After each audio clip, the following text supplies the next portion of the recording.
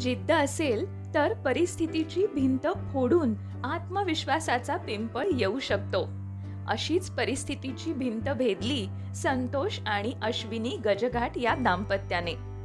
आपल्या आईला झालेल्या कॅन्सरमुळे संतोष यांना सरकारी नोकरीचा त्याग करावा लागला.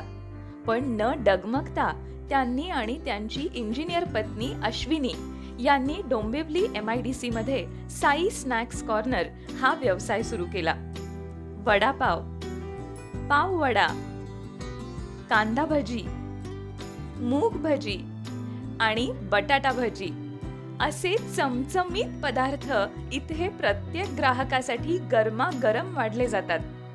तुम्ही अस्सल वडापावचे चाहते असाल तर साई स्नॅक्स कॉर्नरला येऊन समाधान होईपर्यंत वडापावचा आस्वाद घ्यायलाच हवा. तुमच्या वडापाव प्रेमी मित्रमंडळींना आणि नातेवाईकांना इथे घेऊन या.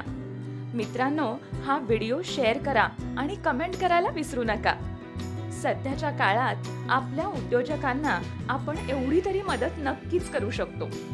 आपल्या सहकार्याने या मराठी उद्योजक दाम्पत्याला नक्कीच बळ मिळेल.